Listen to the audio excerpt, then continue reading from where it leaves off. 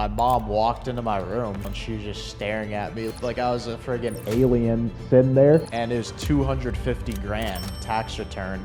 I was making consistently 10K a month profit at 16. I was so dissatisfied. Some nights I would literally go to bed hoping that I wouldn't wake up. I was in the state of mind where it's like, if someone shot me, then I really wouldn't care. Could you go a little bit more in depth about like specific drugs or how many drugs you were doing and like how low that point was for you? Yeah, that's a good question. So making money is a little bit more complex, but there's a formula to it. And this book really broke down the formula because I realized, okay, this is exactly how all these people made this money. I just need to follow these exact steps. And then we hear a loud knock on the door. It's just like 4 police officers standing there. And they basically just raided our villa. There's this guy just screaming over there, big Albanian guy. He told us like, don't let them put you in here. I've been in here for a month. I don't know when I'm getting released. We got Jonathan Carlos here on the Playbook Podcast. It's been a long time coming. A lot of people say we're very similar. Probably spend too much time together at this point, but it's all good. I think you're a great person, so I don't mind. And we should have also had a podcast recorded in Thailand, but never got that done, unfortunately. We'll talk more about that in this episode. But yeah, why don't you, obviously I know you pretty well, but why don't you introduce yourself to everyone, like your name, what you kind of do just briefly, and, you know, what brings you here. Yeah, so my name is Jonathan Carlos, 21 years old, known Logan for about 4 years now. We've gone through some crazy stuff. So yeah, right now I currently do financial service sales, done other businesses in the past, but someone convinced me to get into sales and said it was a good idea to build my skill in that field. So done pretty decent with it. Okay, cool. Yeah, so you're doing financial service sales right now, and obviously I know a lot about you, but I'll be interested to hear how you answer some of these questions, and I think everyone will be interested as well. But I always like to start off with kind of giving us a little bit of backstory on yourself. You know, what made you want to be successful? What made you want to get into start making money? Self-improvement or any of these things that you did at like what age did that kind of click for you, and like kind of your backstory and journey? Yeah. So what made me want to be successful? I think there's a few reasons that drive people. One of them being whenever you hit a low point. So we're just right off the bat, we'll get straight into the serious, deep topic. Whenever I was 16, I hit a low point to where I basically didn't want to live anymore because I was just so discontent with my life. And that's what I've realized about myself, is that I have such a dissatisfaction with the average life. I think it's the way that my brain is wired, that if I'm living an average life, I absolutely hate it. So I was in school, and I wouldn't say that I had like the hardest life ever. Like, my parents didn't have much money growing up. They're living paycheck to paycheck, but I was just so dissatisfied with where I was at in life. Like, I was doing drugs. I was extremely depressed whenever I was in high school. Like, I think if I would have went to the doctor, they probably would have told me I had like depression and anxiety that's incurable. But I hit a low point, and that's what drove me to actually make a change, because I was literally like...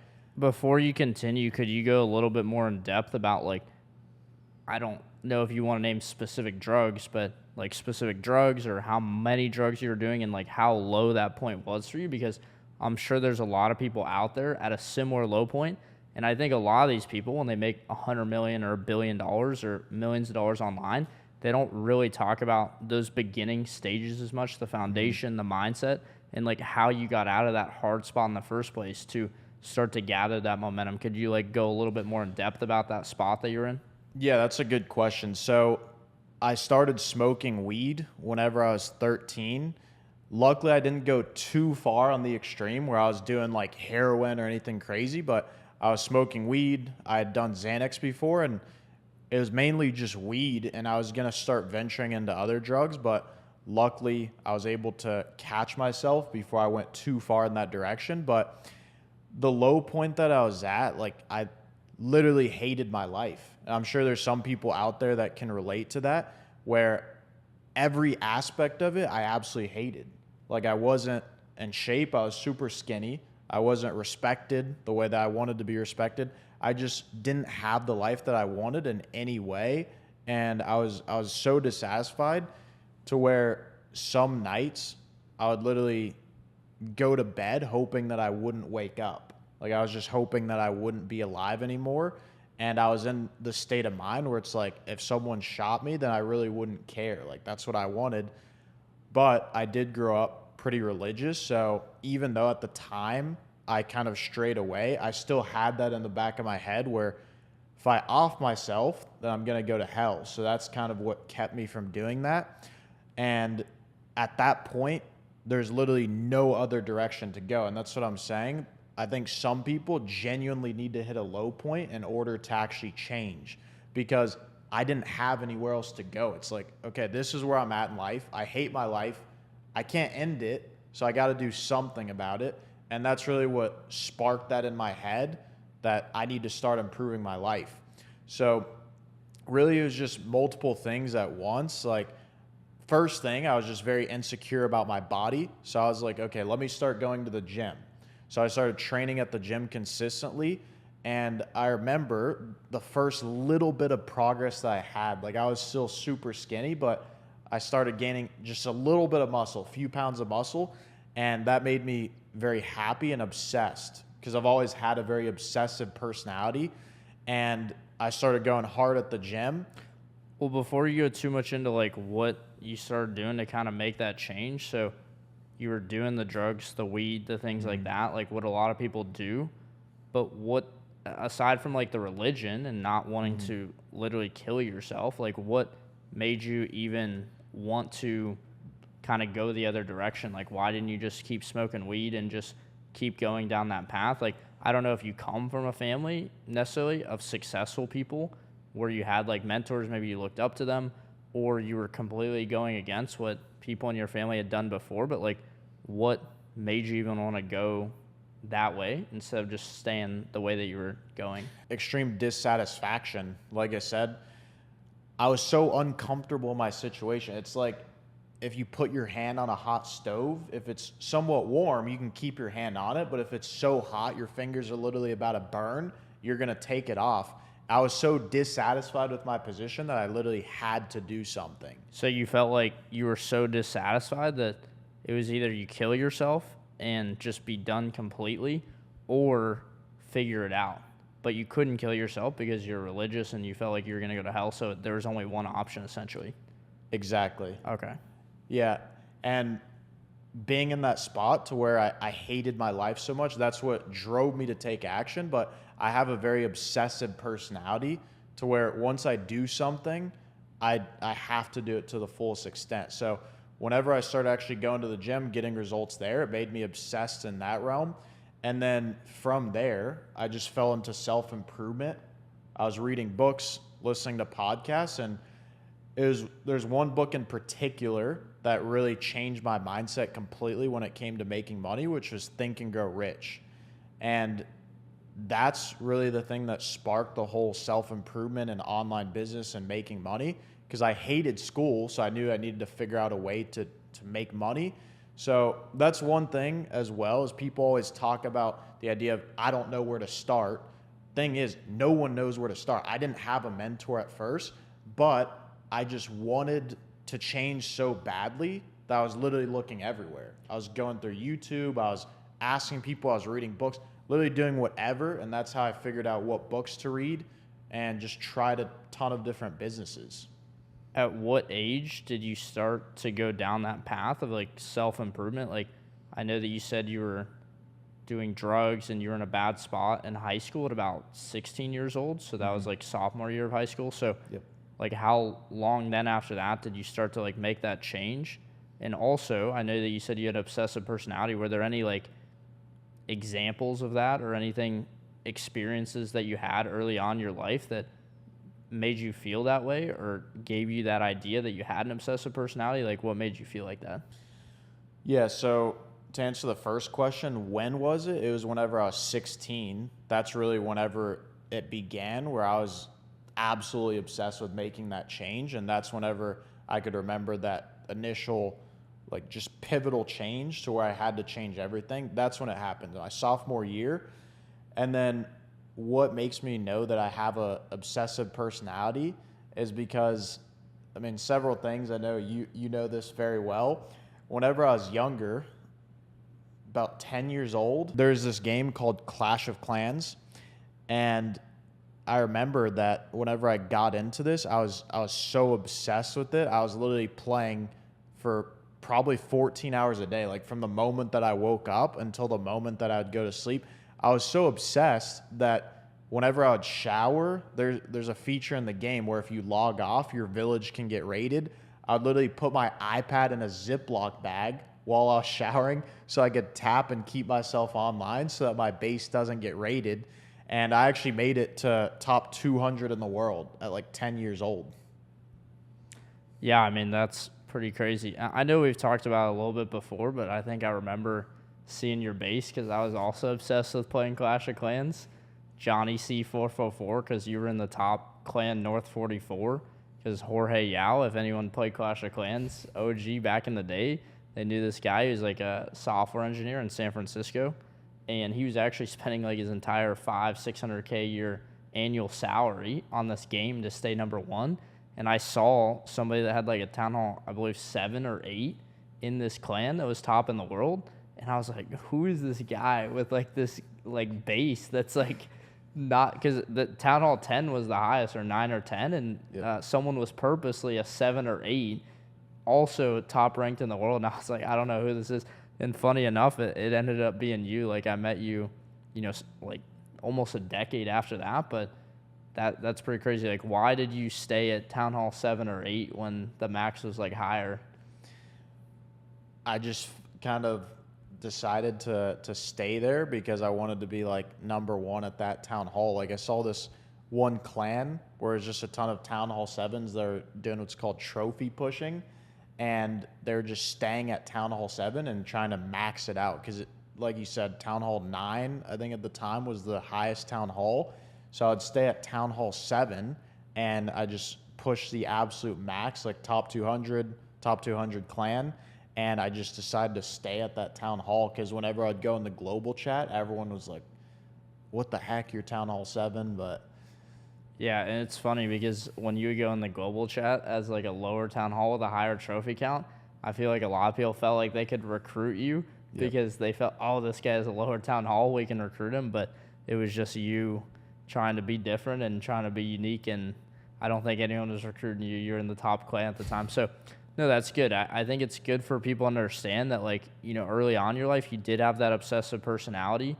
And you know, we're obsessed with the video games, which I think a lot of people that have done well with like internet money, online money, were like obsessive with the video games, and they maybe went on to be streamers or sell info products or whatever it may be.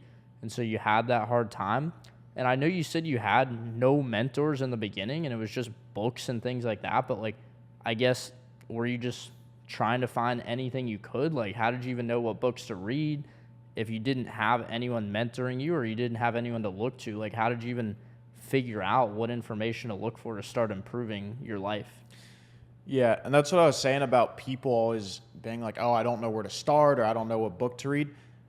I didn't know either. So I was literally just scrolling through YouTube, like searching up the most basic stuff, how to make money online, what books to read. And you just watch enough videos, eventually you get some of the right information. Yes, some of it isn't the best and it's super, super shallow information, but you watch enough videos. And I remember seeing this one guy that made a YouTube video about his story, how he made $1 million by the age of 21.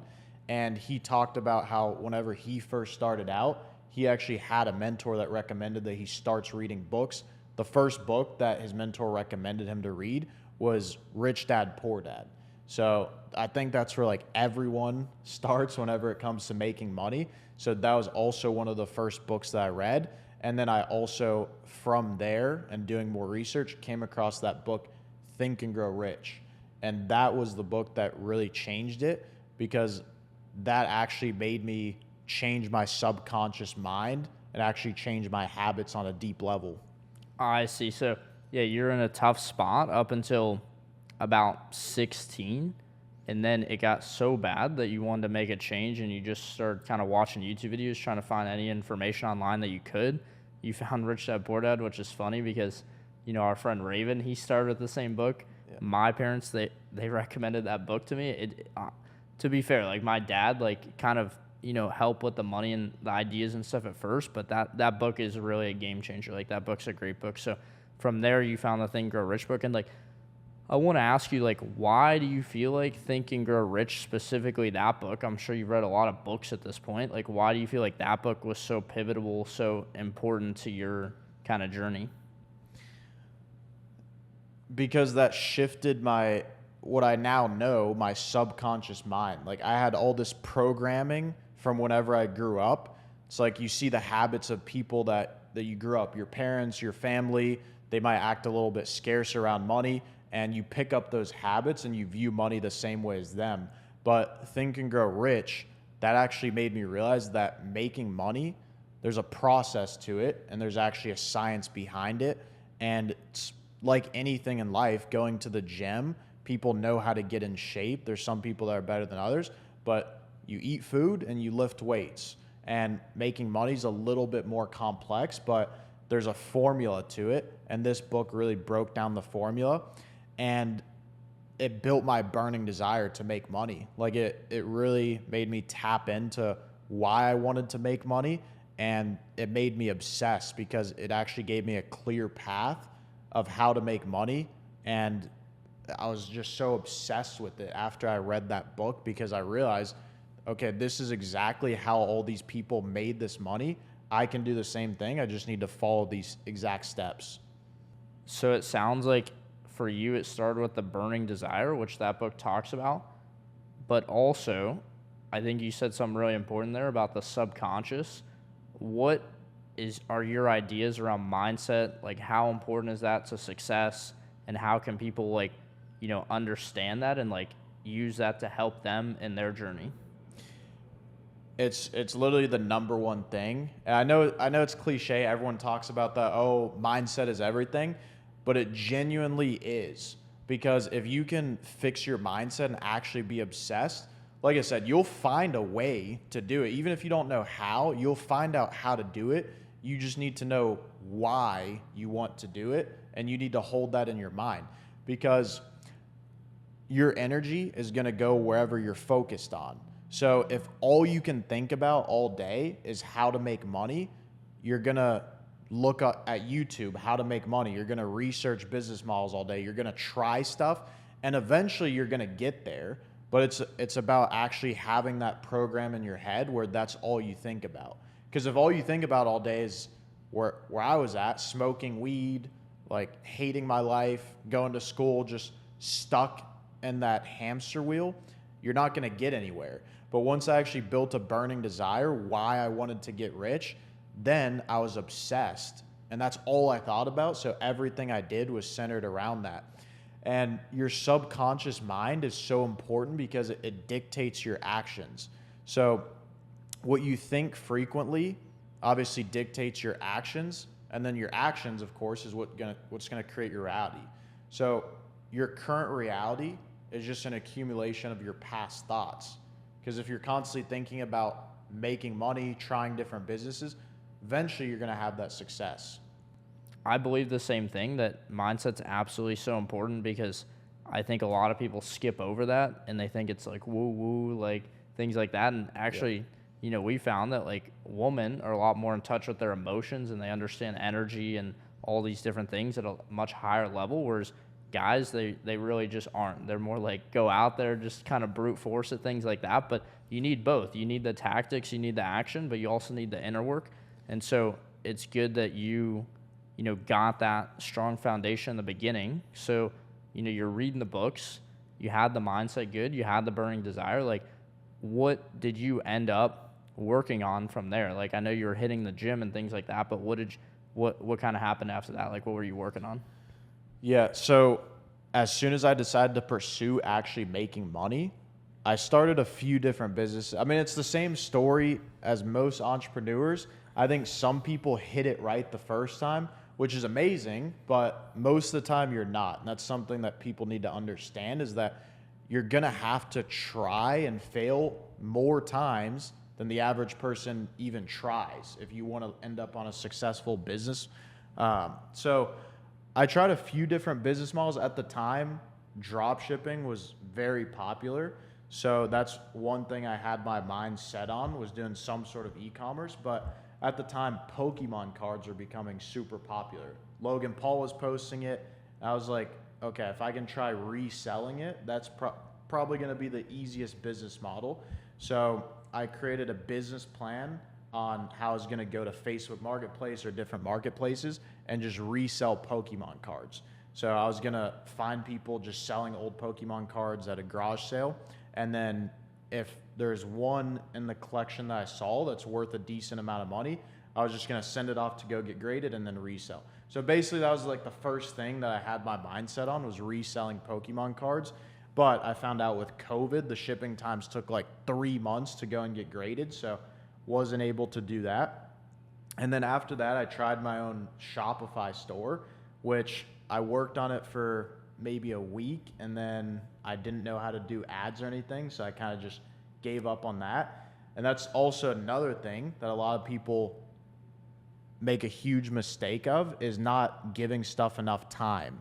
They try a business model for a week, they don't get results, and then they give up. So I did that with a few different business models, and then eventually I landed on eBay drop shipping. And this is where I made my first bit of money. I don't know why, I just decided to stick with this, because I did a ton of research and I saw that people were making money from it. And I was joining communities, I was talking to people who were making money with it. So I started doing that. Every day when I would get home from school, I would just sit down at my computer, just start listing items for hours. And I did this for solid 2 months. And then eventually I made my first sale. And I remember for me that like flipped a light bulb in my head, like, shoot, that's my first bit of online money. And I made a little bit of money with that. And then what happened was, after about a month of my store running, I made my first few $1,000s. One day my eBay account just randomly got banned. And I remember I was super sad, because that was my first bit of online money. But I remembered a quote as well from Think and Grow Rich that says, with every failure, there's an equal seed of opportunity. And at the time, I was trying another business, which was Facebook Marketplace drop shipping. And the same day that my eBay account got banned, I also got a sale on that platform. And I remember I was just sitting there happy, because just my mindset was, if this is going to fail, that means that God's opening up an opportunity for something even better. And as soon as I saw that other sale come through, I immediately doubled down on that, spent all my time on that. And 2-3 months later, I was making consistently $10K a month profit at 16. Wow, so it happened pretty quick for you. Like, how long from when you first started watching the YouTube videos and started reading your first books did you get to 10K a month profit? So after I first decided that I was going to start making money online and doing research, it was about 6 months later after I made my first 10K a month. That's really good right there. That's quicker than most people. And how, I want to ask as well, because you probably had a certain group of friends in school, like in high school, middle school, things like that. And how did people perceive you before you started improving, before you started making money and things like that? Like, what kid were you kind of known of as in school? In school, I wouldn't say I was like nerdy, but I wouldn't say I was like super popular in school. I had a lot of friends that were popular, but I had very few people that I was actually close with. I probably talked to maybe 3 or 4 people that I was actually close with. Some of them were more popular, but in high school, I would just keep to myself. Like, I literally just went to school, and then after, I would work on my business. So a lot of people probably viewed me as just the shy kid that really wouldn't say or do much, because I just kind of stuck to myself. And that's how I was perceived in high school. And then after I started making money, I really didn't tell anyone at all in high school. Like I kept it super quiet. I think I told maybe one of my friends that I was making this amount of money because I just didn't want people trying to ask me, because I was protecting my energy and my time, because I knew if I would go and tell a ton of people that I'm making all this money, they're going to ask me how I'm doing it. They're going to try and be friends with me. And I didn't have time for that because I was trying to run my business and get it off the ground. And it takes a lot of focus and a lot of time. So the more people that I had pulling me away from that, I wasn't going to be able to focus on growing my business. So I told one of my friends in high school that I was making this amount of money, and he kind of told a few people, so people kind of started catching on, and that definitely changed people's perception of me. Like, people were wanting to hang out with me more. They're wanting to figure out what I did to make money, and that made me realize that you got to be careful who you give advice to. One thing that I learned as well from the Bible is you don't cast your pearls to pigs, because whenever you first start getting some results, you feel like sharing it with the world. You want to tell everyone about how you're making this money and you figure this out. It's changed your life. Like, I was in such a great position in high school because I literally went from being depressed and not wanting to be alive anymore to now making $10K a month. I was traveling around, staying in 5-star hotels, flying business class. I know $10K a month isn't enough to be doing that, but I was just spending all my money. But it was great, so I wanted to tell everyone who had asked me about it, but no one ever did anything with the advice from high school, so they probably just perceived me as just maybe someone who, I don't know, is just different from them, and I really didn't relate to anyone because I was making all this money and just focused on making as much money as possible in high school while they were just focused on partying. Yeah, it's funny how similar our paths were, because obviously we grew up in the same city, but we didn't actually know each other in high school, which is pretty crazy. If we would have known each other in high school, that would have been a game changer. But like, I was also obsessed with video games, played Clash of Clans, a couple other ones, started running my businesses in high school, and I also told pretty much no one besides like Grady that you know today. And then obviously Grady told a couple people, and actually Grady made some money as well. But I didn't really have a conscious thought like you that I didn't want to spend my time and energy with these people. I was just honestly like busy, and I didn't really care what they thought or had to say. Like, I was just kind of doing my own thing. So I get where you were coming from. Like, obviously, like, your time and your focus and your energy is so precious, especially when you're starting a business and getting it off the ground. That and as well, like, those people weren't doing anything with it. Like, most people from school aren't gonna take it and like really run with it. So that's good. And then how long were you successful with the Facebook Marketplace dropshipping? I know it was about, you started reading books about 6 months from then. You were making $10K a month. Like, how long did that go on for? Like, how much did you end up doing? That run went on for about a year and a half. So I made a solid 6 figures at 16 years old. So I was definitely pulling in a good amount of cash for that age. And like I said, I was kind of stupid with the money. Like, I was just spending it all on traveling experiences, which I don't regret at all because, man, got some cool stories from it. But yeah, it went on for a solid year and a half, and I was making great money. It was a great period of time. I don't really know anyone else that makes that kind of money at 16 years old that's self-made. So I was really in a great position to succeed in life. And what happened was eventually, the play was good. I was making good money from it, but eventually my Facebook account just got shut down. So same as the last time with eBay, the first business that I was making money, my Facebook account just got shut down completely. And at the time, it's whenever I was moving to Thailand. It happened right as I was moving to Thailand to live there for a few months. And I thought I was going to be able to get it back. I was like, oh, I'll just message support, no problem, get my account back, right back to making $10K a month. I mean, Facebook support's non-existent. I tried emailing them for like 4 months straight. I tried contacting people on LinkedIn, literally everything. And I could not get a hold of anyone that was able to restore my account. Tried opening up a second account under my family's name or different names, and none of it worked. I couldn't figure it out. So whenever I had moved to Thailand at the time, I basically just started doing other businesses that are very similar because that's how I knew how to make money. So I was drop shipping on other marketplaces and just wasn't as good as Facebook. So yeah, the play lasted about a year and a half.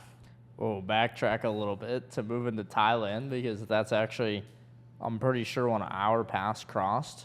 But you were making good money, and in this time, like, you're in high school, you're making this money, but before, obviously, you know, it like stops working. Like, how did you feel during that time? Did you feel like it was going to last forever? Did you feel like it was going to crash? Like, obviously, you were pretty young, so like, what were you feeling during this time? Like, taking these trips, business class, flying to New York, buying nice designer stuff. Like, how was all of that? I thought it was going to last forever. That's the rookie mistake of being your first year in business, is that I didn't have the perspective to think like, hey, this is just an online money play. Let me actually be smart and not spend my money. I just thought the money was going to keep coming in. I was like, shoot, I figured out a way to make 6 figures easily for the rest of my life. I'm going to keep running this up to $1 million a year. But looking back now, it's like it was drop shipping on a marketplace. Like, it was so easy that it was bound to eventually crash, get competitive, or my account gets banned, something like that. But at the time, I definitely thought it was going to keep going on forever. And I felt like I found a friggin' glitch in the system, and I was feeling amazing because I was 16, 17 years old, traveling around Europe.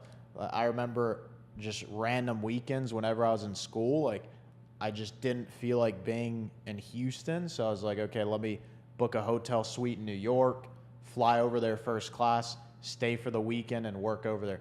Literally for no reason, just because I wanted to be in New York. I was blowing money on like business class flights. Whenever I was in Romania, I had a Maybach chauffeur driving me around over there.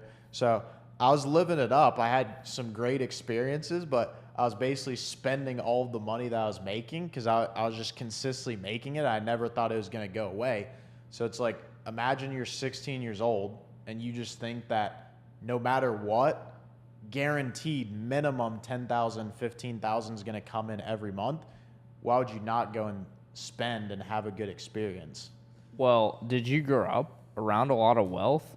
I know you said you didn't really have any mentors, but did you grow up around people that were kind of like telling you how to, you know, spend your money or save your money, or like people telling you kind of how to navigate that whole situation? Or were you like the only person you knew at that young of age, or really not just that young of age, but like making money like that quickly? Like, yeah, I didn't have any mentors at all. Like, my family didn't have money. They didn't even know how much money I was making either. I remember one day whenever I had returned home from school, this was like a year after running my business, I got home and my mom walked into my room. She's like, oh, you got a tax return out in the mail. And she was just staring at me like I was a friggin' alien sitting there, and it was 250 grand tax return. And she was like in disbelief. She's like, I didn't know you were making this much money. So my parents had no idea how much money I was making. I didn't have anyone in my life that was financially responsible or knew how to manage or make a lot of money. So I didn't have anyone telling me like, hey, invest, be smart with it. I did set some money aside, luckily, which is good. Like, I was investing into some stocks. I was investing into a little bit of crypto.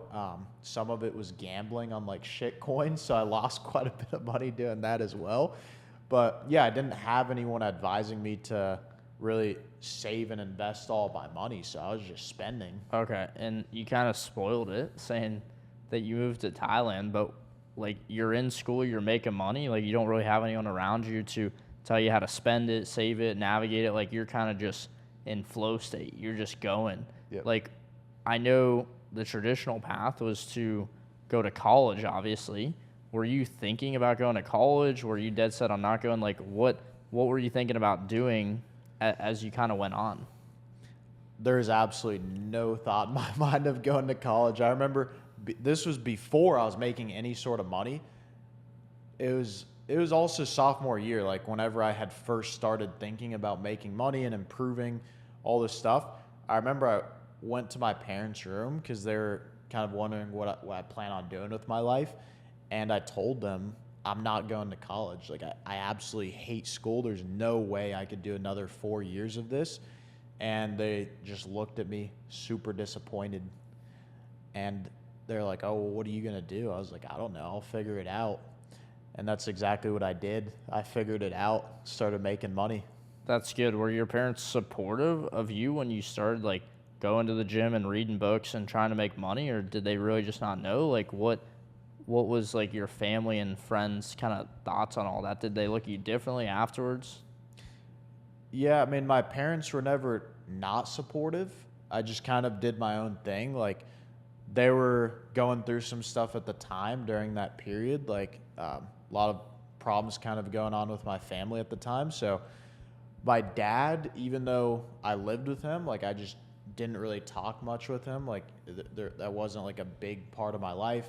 My mom was constantly working like all day, and then whenever she got home, I wouldn't spend much time with her either because she was kind of dealing with the issues in the house. So really, I didn't spend much time with them. So there's no like support as in like, hey, we're here to help you out. But it wasn't like, oh, this isn't something you're going to do, where they're trying to tear me down. I was just basically fully independent. I feel like that's just how I've always been. I just kind of do my own thing. I like to figure things out for myself. So it wasn't one way or the other, but they were definitely disappointed when I told them that I'm not going to go to college, because as they should, I'm a 16-year-old kid. I hadn't made any money before. I hadn't proven that I'm competent in that way. So they're worried, like, hey, you have to go down this safe route that is the only route that we know. But I decided that I really didn't want to, so I had to figure something else out, and that's what also made me get into making money. And once I started making money, my mom saw that tax return of $250,000 at 16. She's like, okay, this might not last forever, but at least he knows how to make a little bit of money. He's done decent for himself. That's good. I mean, it makes sense. Like, they probably didn't even really know what was going on. They didn't really understand it. I think most parents, unless they're like pretty wealthy, they wouldn't really understand like a kid making money online with new opportunities and things like that. So that makes sense. Like, you didn't want to go to college. And so what did you end up wanting to do instead? Like, what thoughts did you have in your head? Like, yes, not college, but like, what did you want to do? Literally anything but college. I just hated school. I couldn't sit in class. Like, we're sitting there talking about poems in English class. And I asked my teacher, I was like, how is this benefiting us in any way? And I remember my English teacher got super upset at me for asking her that. But this was genuinely my thought process. Like, I was always the type of person that just questions stuff. It's like, okay, we're sitting here learning about poems. What is this doing for me? Because at the time, that's whenever I was like, okay, I need to make money. I need to improve my life. I was like, how is this benefiting me in any way? And no one was able to answer that question. Not my English teacher, not my counselor, not my parents, at least to the degree that I wanted. Like, if someone gave me a reasonable answer, I would have been like, okay. But it's just like, oh, that's just how it is. That's how the system's set up.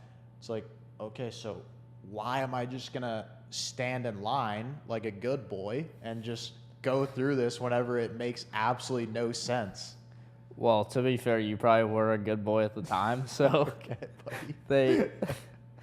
they knew what they were working with. No, I'm playing, but that makes sense. Like, I kind of had similar thoughts in school. Like, I always got all A's, like, all throughout school, but my idea was, like, I have to be here anyway, so I'm going to be the best at whatever I'm doing. So I just worked at it, but I didn't really think too much about, like, oh, how is this going to benefit me? I was just like, I just want to win. Like, I just want to be the best at whatever I'm doing. And, like, yeah, honestly, I was cheating off girls for the homework and then just, like, taking the test. Like, I got pretty fortunate with that. So it makes sense that you were kind of questioning the system and you want to do anything else but college. But what did you even end up doing, like, specifically? I know you said, like, you ended up moving to Thailand, but was that, like, what you did instead of college?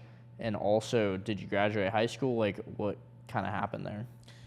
Yeah. So again, there wasn't like one specific thing like, oh, I want to be a YouTuber, or, oh, I want to be a firefighter, police officer. I was just like, I absolutely hate college.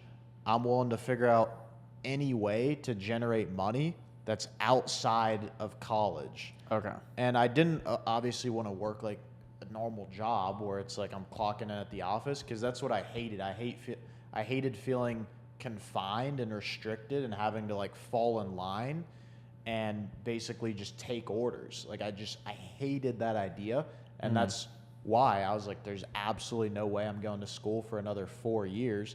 So I just wanted to figure out a way to generate money for myself. That was the end goal, and that's exactly what I did. Of course, during high school, as I figured out how to do that. Now, I did graduate high school. I didn't want to. If it was up to me, I would have dropped out, because I'd already made six figures, but at 16. So I was 17 years old. I'd already generated six figures, and actually I graduated at 17 because I had skipped a grade when I was younger. So I was like the youngest kid in my class.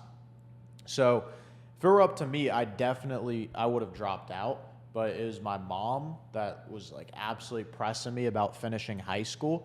And my counselor also, she was aware of the situation that like I was making money, but I just didn't want to go to school. And her and my mom wanted me to graduate, so she kind of helped push me through. So I barely graduated, and at the time I was literally not, I basically wasn't even at school. Like at the time COVID was going on, I was traveling around. Like I would do some of my classes online, failing most of my classes just because I knew that college, like it wasn't going to take me anywhere. I wasn't going to college. That wasn't an option. So yeah, after I graduated, I decided that I was going to move to Thailand, because me and my friend just had this idea of going over there, training Muay Thai, living cheaply in like a nice villa overlooking the ocean.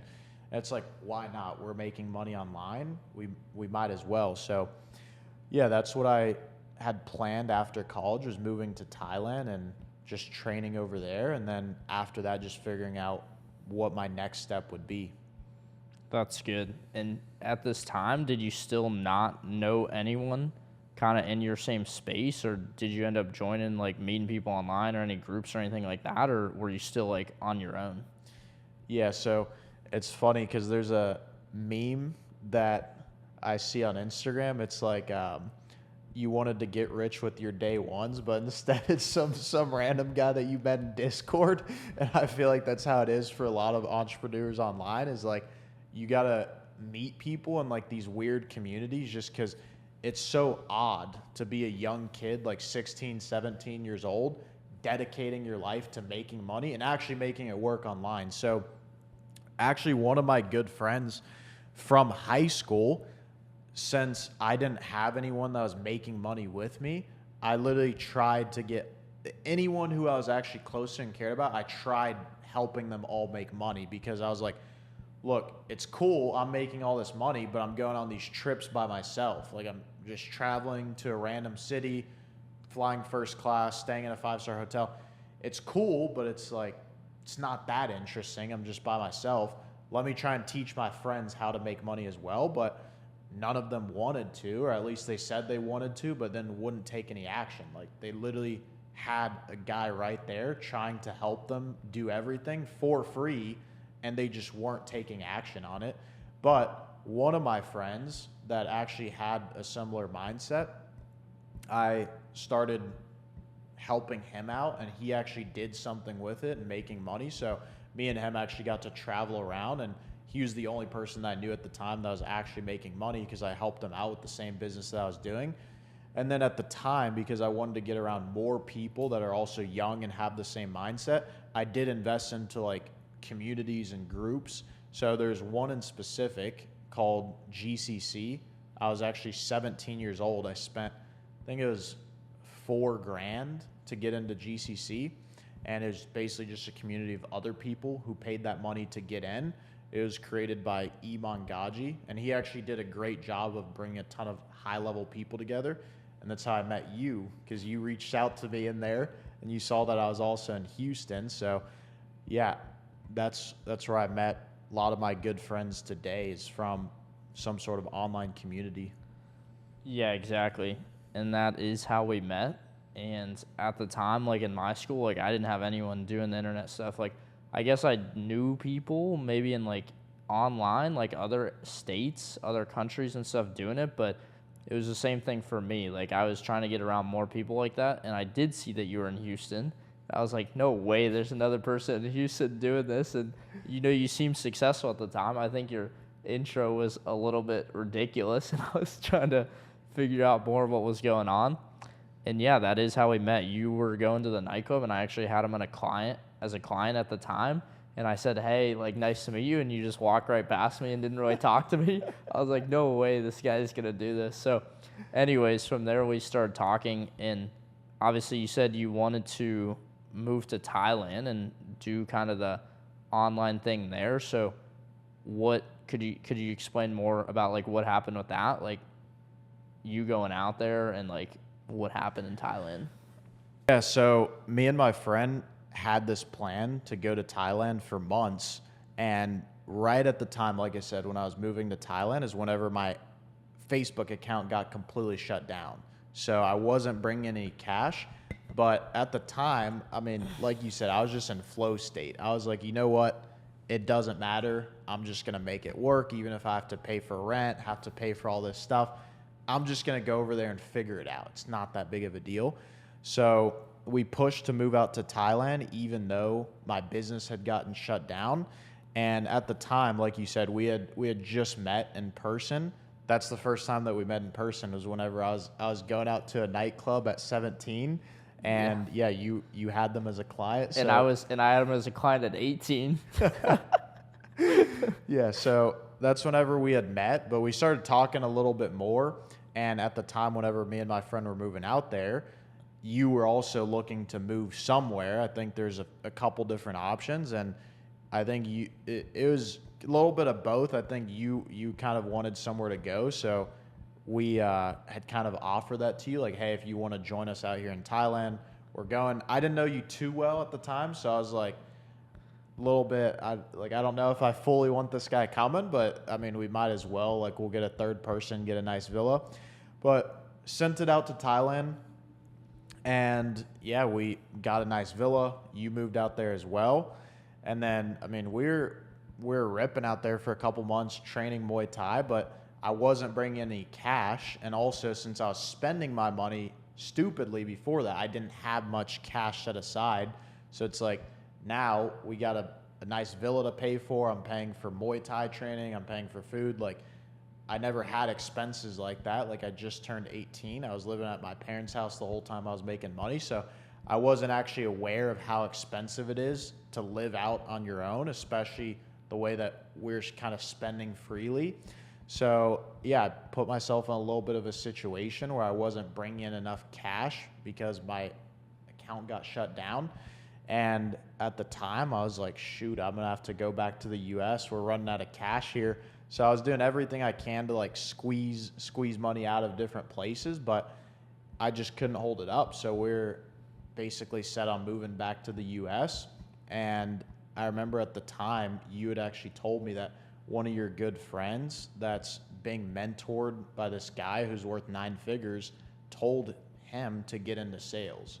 So basically, you told me, like, look, if this guy who's worth 9 figures and knows a lot about business, more than any of us, he's telling this kid to get into sales, build his skill set, and make money, you should do that as well. And at the time, one of your good friends had, like, a mentorship program for getting into remote sales. And you said it was like $6,000. I was like, shoot, I don't have $6,000. Like, how am I going to join? You're like, bro, just take the call. Like, we'll figure something out. And I took the call with him, and I remember he told me the investment's going to be $6,000, and I was for it, but I didn't have $6,000. So I went downstairs in our villa, and I was like, hey, he said it's $6,000. What do we do here? And you're like, oh, you can just put it on my card.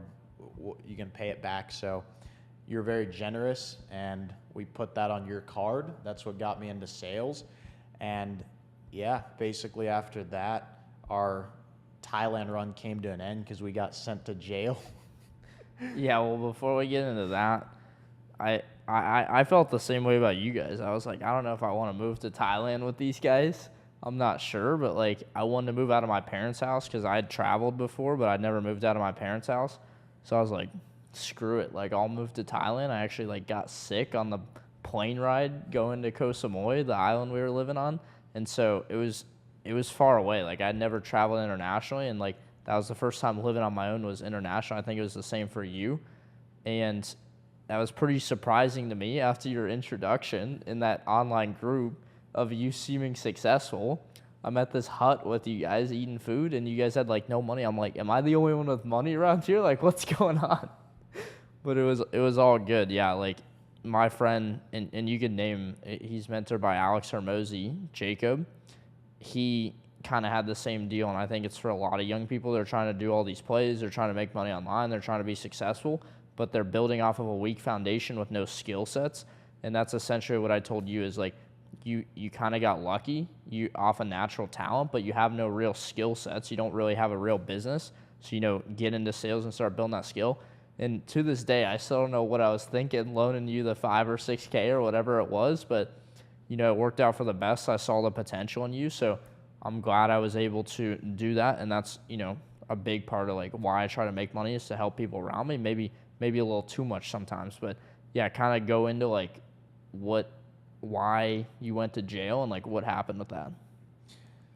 Yeah, so I mean, I had done well, but yeah, I basically blew all my money kind of stupidly, so I wasn't in the best spot at that time.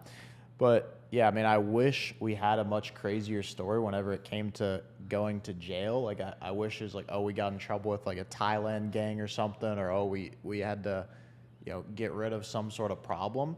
But it was literally just a visa complication. We were out there and we had met some guy who said that he knew, like, was super well connected. He knew the head of police over there, knew some politician in Bangkok, and we knew that our visa was going to expire soon, so we had to go on a visa run, which basically means that you have to go out of the country. For anyone watching, you just have to leave the country for a day or two and then come back, and then you get your visa renewed so you can stay for longer.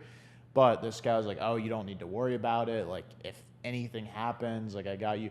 And we believed the guy, but basically we just decided to stay and see it through for the next few weeks. And I'd overstayed my visa by like 1 week. I think yours was like a couple days. And I remember that morning, whenever we were driving, we lived on a big hill. We were driving down the hill on our scooters to go train. And I remember seeing a big police hill car. is an understatement. We had the nicest villa in probably all of Thailand, dang near, especially for the price. You're pretty much a realtor when it comes to find the deals in these countries. But yeah, continue. Yeah. So we were driving down the hill. We lived at the very top in a nice villa, but we drove down the hill. We're going to Muay Thai training. And I remember seeing at the very bottom just a police car sitting there.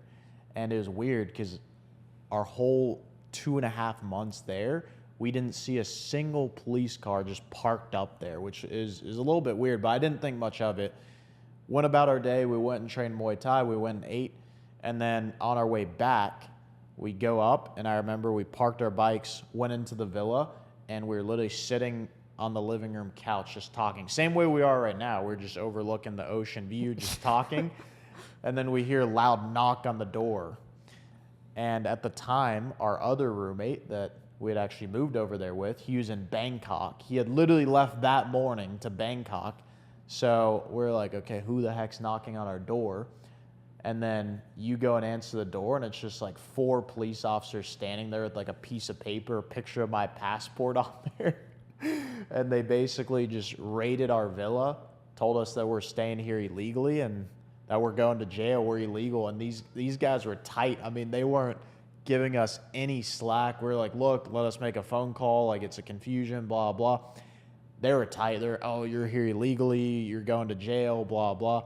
So they threw us in jail, and I didn't know how long we were going to be in there because I remember whenever we went to jail, there's this big Albanian guy just like screaming in there. I didn't know what he was saying because I was getting patted down by the police, and it felt like a movie scene. There's this guy just screaming over there, big Albanian guy. At the time, I didn't know what he was saying. Eventually, whenever we went into the cell, he told us, like, I was trying to tell you guys, don't let them put you in here.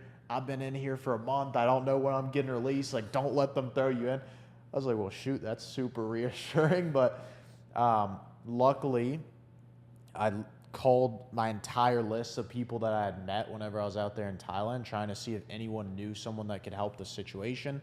Guy that said he had all these connections, absolute no help. It was actually our realtor that knew this lady that was a lawyer, that she knew the police there. And I think it might have been like some sort of scheme, them trying to extort us for money. Like, a realtor probably had something to do with it, because he was the quickest to respond. He knew exactly someone to help out. And this lady was able to basically bribe the police to get us out quickly. But on top of me not being in a good spot because I had spent all my money, now this lady hits us with like almost $10K of lawyer fees that we have to pay.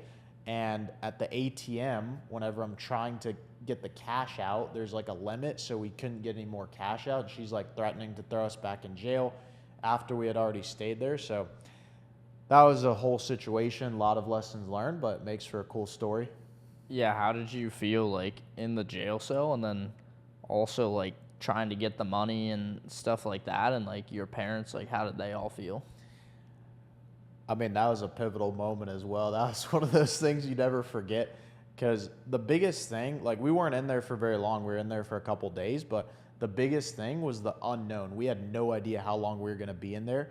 And I remember the first night just sitting there. I mean, there's no blankets, there's no bed, I mean, imagine Thailand prison.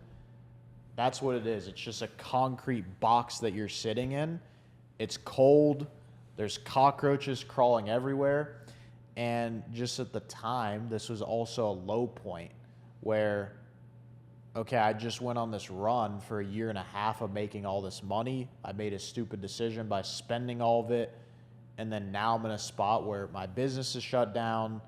I'm in a foreign country that's literally opposite time zone. Like, it's 10 o'clock in Thailand. It's 10 a.m. on the other side of the world where all my family's at, everyone I know.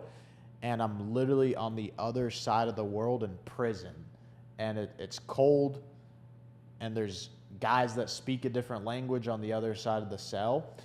And it really gave me perspective. Like, I mean, it's just a completely new experience that, I mean, you can't even make that stuff up, like going to jail in Thailand.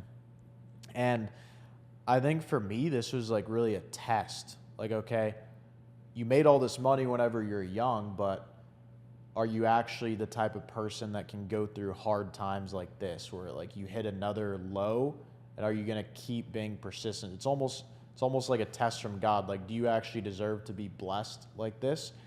And yeah, I mean, it wasn't easy. Like, it was definitely some of the hardest days of my life there in jail. And it was just me and you sitting there. I don't think there's much words either, us sitting there in jail. Like, I couldn't sleep much either, because I didn't know if the guys on the other side of the jail cell were like planning to try and rob us, stab us, fight us. Like, they're speaking a completely different language. And I didn't know when we were getting out of there. So it was just one of those things. I was just trying to stay as grounded as possible. And I think I handled it very well. Like, I never got in a horrible state of mind where it's like, oh, I'm giving up, like, this is horrible.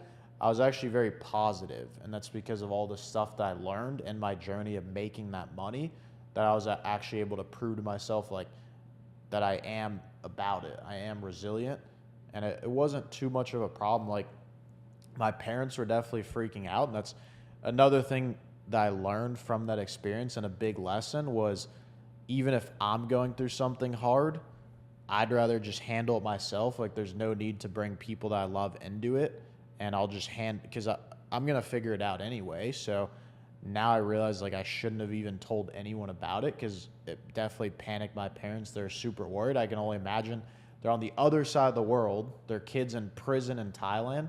They probably weren't able to sleep. So yeah, next time if I go to jail in a foreign country, I'm not going to tell anyone until I get out. Yeah, well, first off, they weren't even looking for me. They were looking for you guys.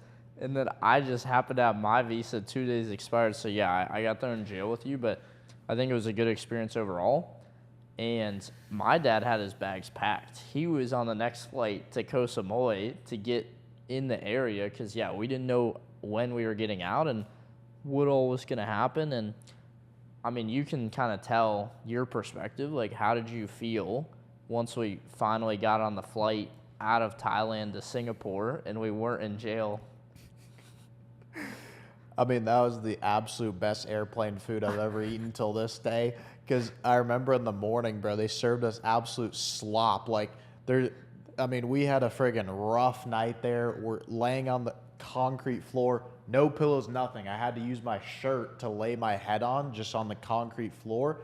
And it was cold, so it's like I need my shirt on, but also I need somewhere to lay my head. So I really didn't sleep at all in that prison. Like, I just had my eyes closed, but I don't think I went to sleep. I was like super aware. But they served us slop in the morning. It was like rice, and then, I mean, I don't know what the heck it was that they served us, but I just ate the rice because it was like the most disgusting food. So I hadn't eaten in days. But once we got on that airplane, I was still on edge until the airplane actually took off. Like, even when I was on the plane, I was like, okay, are there going to be police that just come in here and like deboard us off the plane, tell us we're going back to jail? Because that's what the lawyer was threatening us with. She was like, oh, we're going to send you back to jail if you don't get all this money to us. Well, she said that because I lost my 2 debit cards because Thailand being a third world country, it doesn't have you take your debit card out of the ATM before you take the money. So I kept taking the money, but not my debit card. And you had 1 debit card, so I Zelled you the money that she needed. But like you said, there was a limit. So, I mean, you kind of skipped over this, but we were sat there at the airport, and this lady's threatening to throw us back in jail if we don't give her the money, and we couldn't take it out of the ATM. And so my family ended up like Western Unioning the money, and then we showed her a screenshot, and she barely let us go, but like we almost missed that flight. Yeah, I mean, that flight was it was minutes before that flight was going to take off. We barely got on, and I didn't know if there's going to be police come on and deboard us. So I was like sitting there on edge whenever I was on the aircraft. But I remember as soon as it took off, bro, I mean, it was like the best feeling in the world. It's like, okay, finally we're back. We're headed back home. And yeah, that airplane meal was like the best meal I've ever had in my life. Yeah, you need the low lows to have the high highs. And how did you like the Singapore airport? I mean, bro, I was still discombobulated from the whole thing. The Singapore airport's nice, but I remember that was also a whole ordeal. I think, did we miss one of our flights there? Yeah, we missed the flight because I was trying to look at the waterfall. Yeah, so we had missed the flight, and then I think our next flight was in the morning. So, I mean, we had just been in jail for days, and we still hadn't even showered at this point, and we were sitting there sleeping on the Singapore airport floor till the next day because there's no hotels either. No, there was one hotel, but it was fully booked, and the other hotel was like $400 a night, and we were like, bro, we don't have 400. Like, we had it, but we like didn't want to spend it because we just got rinsed, so we slept on the floor. Yeah. That is what happened. The one hotel that we could have booked, it was fully booked, and the other one, we're like, I mean, shoot, brother, we might as well just sleep on the floor at this point. So yeah, we slept at the airport, and then yeah, we went from Singapore all the way back to, I think it was San Francisco, is where we landed. I was about kissing the ground when we hit the United States because there was Asian people speaking English to me because we weren't in Thailand anymore. We were in home territory. But how do you have anything to say to anyone out there that's like going through a hard time, like within their journey, like being tested right now? Like, maybe not quite as hard as going to jail in a foreign country and like being extorted for money and doing all these crazy things, but like, do you have any like key lessons you learned along the way? Because obviously, looking back now, it's like we would have just booked the $400 a night hotel for the next week, and we would have just like hung out in Singapore. Maybe went to a couple restaurants, like, because it's very different now. It's easy to connect the dots looking backwards, but when you're in it, it's a lot tougher. So like, what are kind of your thoughts and lessons from all that? One thing I heard recently that I really like is, imagine the whole world took all of their problems and put it in a hat. Would you risk pulling someone else's problems, or would you just keep your own? That gave me perspective because there's much worse problems out there. It's like, okay, I made a lot of money, lost it all, went to Thailand jail. Looking back now, it's like, bro, like you said, we could have friggin' booked a hotel there for a week, spent $3,000 on a hotel for a week. We'll make the money back. Like, that's not a problem. But there's people out there with much worse problems. Like, there's people that literally their family just died in a plane crash, car crash. Like, they don't have any legs, limbs. Like, people have much worse problems. Yes, there's perspective, and everyone has problems, and someone might be in a spot where they're going through it. But at the end of the day, you just have to realize as long as you're headed in the right direction, eventually you're going to look back at those times and just laugh. Like, it's funny now. We're in Thailand jail. We went broke. We spent all of our money, but it's a great story. And it makes me realize that now it's like any sort of superhero movie. There's always that bad story. Like, their parents died, something happened. So anytime I'm going through something hard, it's like, eventually it's not going to matter anyway because I know what life that I'm building for myself. I'm just going to look back at it and laugh. So anyone going through something hard out there, you just have to have that perspective that, one, people are going through much worse than you are, and two, as long as you're actually taking action to improve your life, eventually you're going to look back and it's just going to be funny. So you're saying essentially like you had a very positive mindset at the time, and like you had a lot of gratitude as well. Yeah, exactly. Gratitude is super important because, I mean, even little things you can just be thankful for. It's like, bro, our biggest problem was that we had spent all of our money, or at least for me, like I had spent all my money. It's like, okay, I was 16 years old and I got to travel around the world in luxury, staying in 5-star hotels, all this stuff.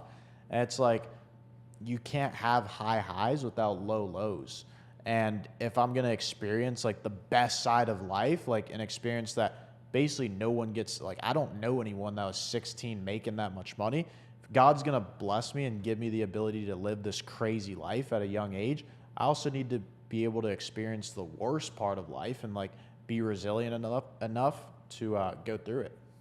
Yeah, 100%. You took the words right out of my mouth. I was going to hit the same quote that you need the low lows to have the high highs. It's like you can't have rain without shine. It's the duality of life at the end of the day. Like it's good and evil, bad and good, whatever you want to call it. Like you can't have one without the other. Like you said, you had to go those extreme lows to have those extreme highs as well. And so it is how it goes. And I think that's a great perspective for people kind of along their journey, like younger, making money, not making money, whatever it is. So it seemed, I would say that probably it was the most pivotal, hardest time that you probably gone through. Like one, like realizing that you have no skill sets and you need to build skill sets and like more sustainable business and source of income, and also like going to literal jail. So now you're coming back to the United States, kind of getting into sales and having gone through that experience. Like, what did you end up doing next?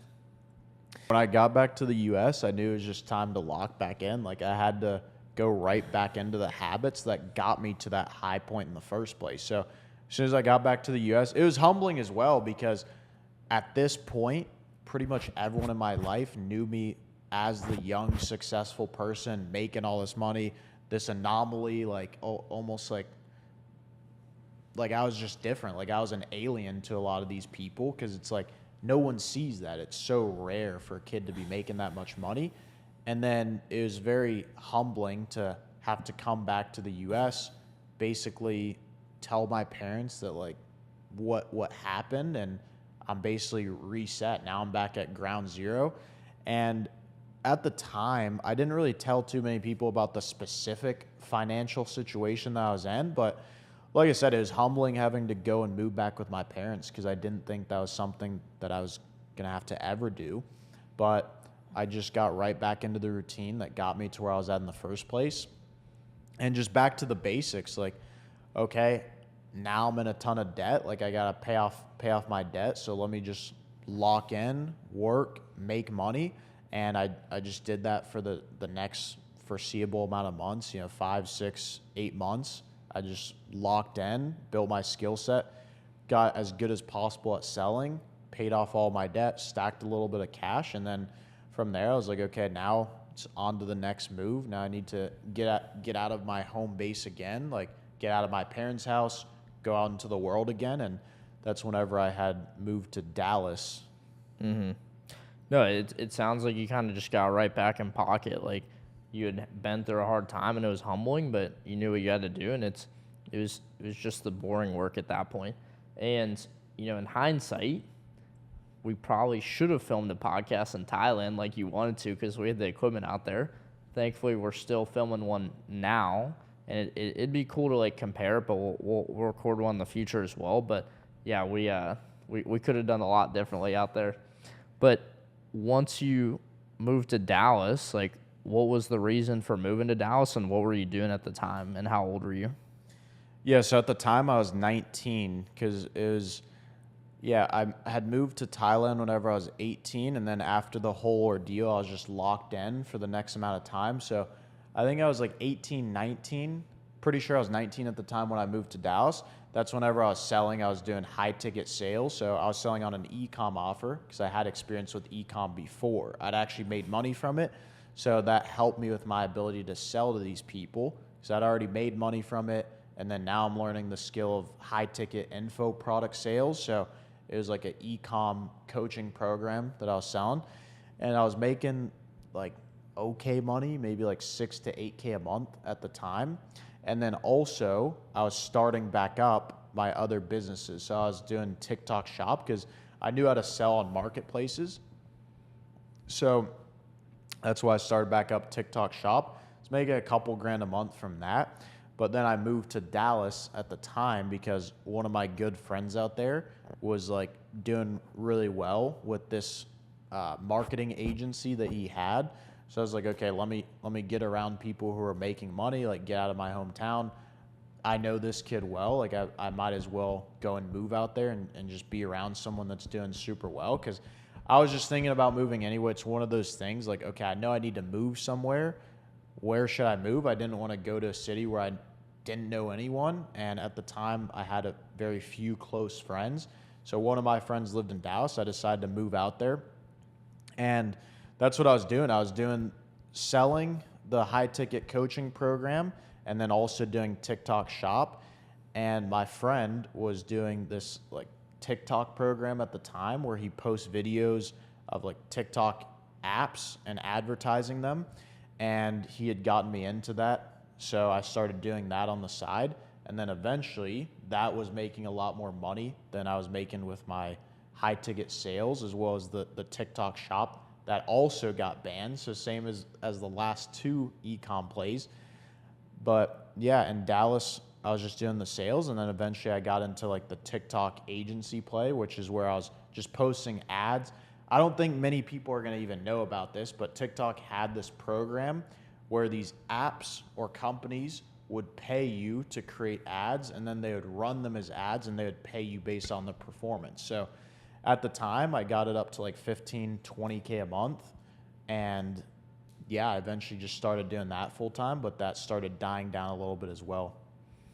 Yeah, I remember that because I was communicating with you a lot while you were in Dallas, and the TikTok program was a good deal, and pretty much no one knew about it. And again, unfortunately, a play that just absolutely crashed because, yeah, I mean, honestly, that one shouldn't have probably crashed as much as it did. Like, they kind of just deleted the program and, like, just stopped doing it, which was a little bit crazy. But it happens to bigger companies. There's multi-billion-dollar companies that'll go bankrupt and go to zero. So it's not that it never happens. It was just honestly less likely than your Facebook account getting shut down, but it makes sense.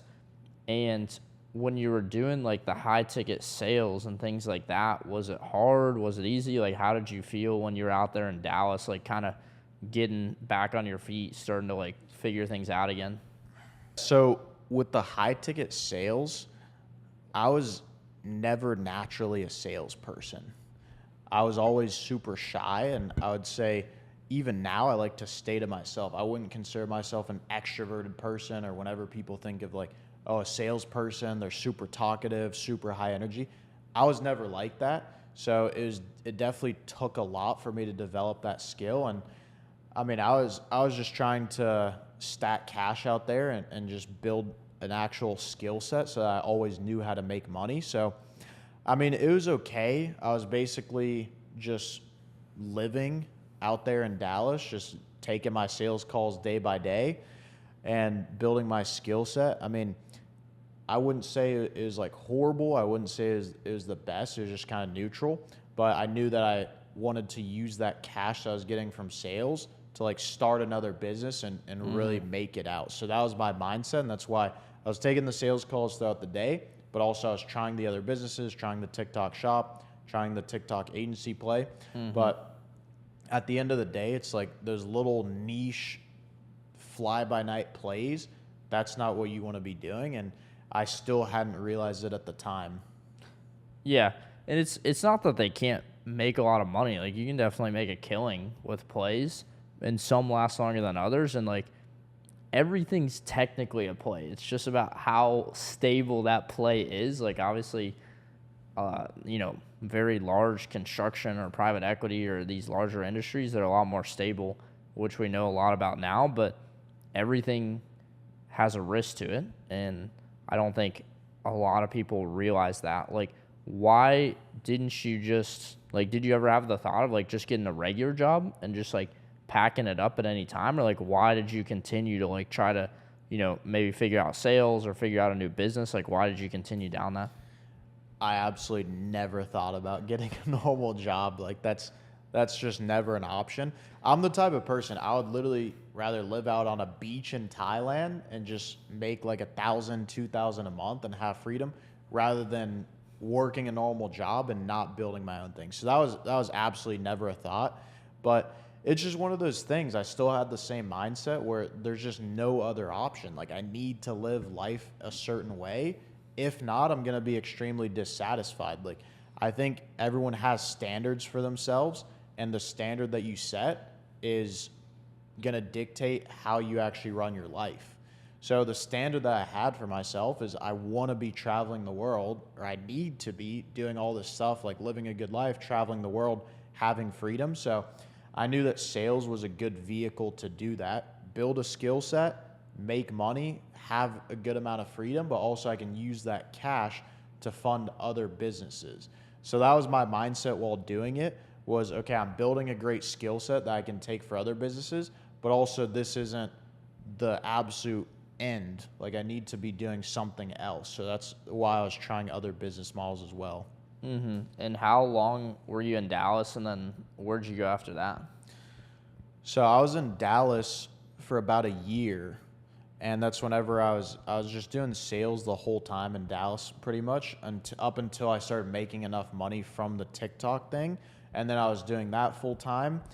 And then after Dallas, I was kind of like, didn't have a home base because I had stacked up a decent amount of cash from the TikTok thing, and I was just kind of traveling around. Like, I think it was late 2024 is whenever I had decided that I'm going to move out of Dallas, and I went to LA, stayed there for, it was like a month and a half or 2 months. I was staying in an Airbnb in the hills, and at the time, this is whenever a couple people that I knew were doing financial service sales. So I was like kind of getting introduced to that. And at the same time, the TikTok play was dying. So I knew that I needed to get back into sales. And that's the whole reason I even got into sales, was so that I can build a skill set to always make money. So I'd never have to go through the same problem of like going to zero again. So I was staying in LA for a couple months. And that's whenever I was getting into like the actual insurance thing, but I was still doing TikTok on the side. So after Dallas, I was just kind of traveling around. Like, I didn't have one place specifically, but we did plan on moving to Colombia very soon after I had moved out of Dallas. So at the time, I was just kind of traveling around until we moved to Colombia. Yeah, and that was kind of the idea, like you said, was like build a skill set that you could fall back on. Because like now, when the play kind of blew up, you had something to fall back on. And yeah, you came out to LA, you're staying at Airbnb, so I kind of saw you out there because I was living out there. And then obviously one of our friends was doing well with financial service sales, and then I met someone that was doing even better. And then like for you, like the same thing was happening to me because I was doing the TikToks a little bit, and we both saw the writing on the wall. I was like, look, I would absolutely go like at least start like getting into this a little bit, so you have it as like a backup play. And obviously, I feel like it worked out pretty solid. Like after LA, like where did you go after that? So after LA, I was just kind of bouncing around wherever. Like I was in LA for a little bit. I was in Houston for a little bit. I was in Dallas. I still had my apartment in Dallas as well at the time. I actually still had it whenever we moved to Columbia. So I was still spending some time in Dallas, but I wasn't fully based in Dallas. So I was just kind of bouncing around because I just, at that point, was tired of staying in Dallas. But yeah, I wasn't in one specific location. But then we moved to Columbia because we just decided, like, hey, let's all lock in for a little bit, move to a country that we can live in like a super nice penthouse, not be super expensive. And like one of our good friends that lived out there, he highly recommended that we go to Columbia.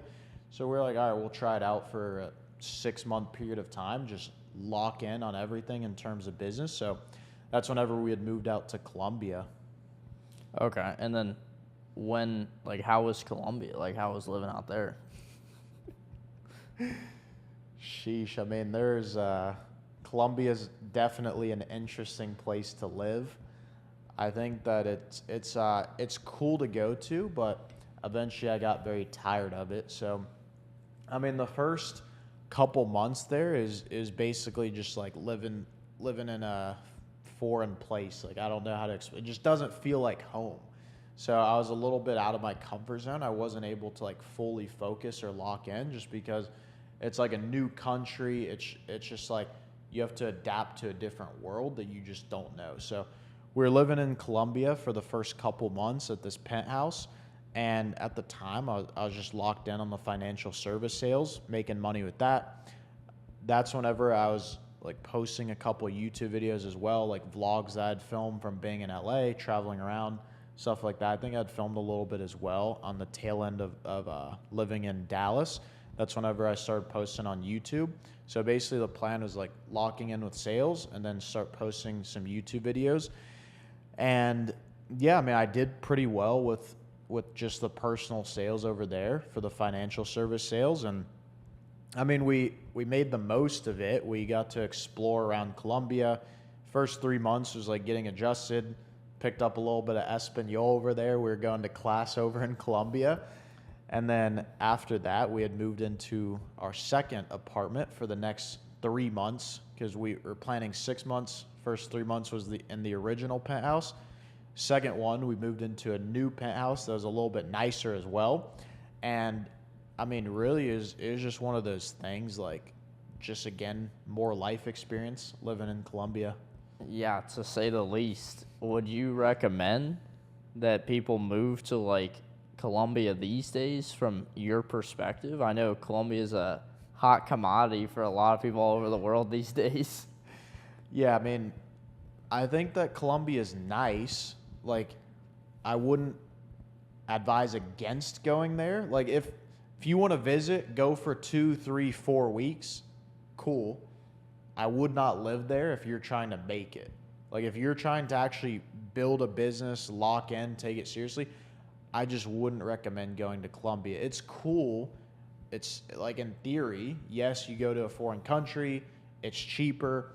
People like to pretend like Colombia is just this place where it's on easy mode, way better than the U.S., but I just don't think it's the best environment to actually like lock in and build a business and set up your life in a certain way, because there's a reason why people in the U.S. are making more money than those countries. It's just, I think the environment that you're in plays a huge impact on how well you actually succeed. And even on like small levels, because I know there might be some people watching this thinking like, oh, I would still do the same thing that I'm doing right now. If I was in Colombia, it would just be a little bit cheaper. But it's like being in the U.S., especially in a city and like an area where it's actually competitive and there's people making money, there's young people doing well. It's just a way better environment to be in, because I feel like a lot of people go to Colombia as like, okay, they made money, now they're trying to like relax and like have a higher quality of life for less money. That's the whole idea. So people out there just really aren't in the game. Like they're not like hungry to build something for themselves. And I'm not saying that there's exceptions. Of course, there are people out there that are like super hungry in building, but just in general, I don't think that's the best environment to be in to like really grow. I mean, I completely agree. Like, I was telling someone the other day, like, look, Colombia's cool. There's a lot of nice restaurants. There's a lot of great people moving there, but it's really just the environment. Like you said, there's a reason that the U.S. has a lot more money than Colombia. It's all the little things. It's like, for example, in Houston, you know, we have a guy in our building that we see all the time that's making, what, $10 million a year, like 26, 27. That's just not going to happen in Colombia. Yep. And also, I think a good point that you made is your environment is very impactful to your success, because a quote I like is that the genetics are the cards you're dealt and environment is how you choose to play them, and your environment basically shapes you. And so also, I remember seeing a post on Twitter is from someone, if you hop on Zoom with this background, then I'm immediately hanging up. It was the Medellin skyline, which is kind of a joke. It's not that bad, but yeah, if you're competitive in things, I definitely recommend like somewhere else. What cities would you recommend to somebody that's like trying to build something and really make something of themselves and be competitive? Los Angeles, Miami. I think Austin is a great city in Texas. I mean, Houston isn't the absolute worst. I don't think it's the best. We just ended up here just because this is where a lot of the people are that we're building an office for. This is where we grew up. This is where our connections are at. So for the business that I'm in, it made the most sense to be here and open up an office. But I think Los Angeles, Miami, and New York are going to be the 3 top cities, because that's just where the highest concentration of wealth is. And that's where the people that are actually trying to make something of their life, like at a high level, that's where they're all gravitating towards.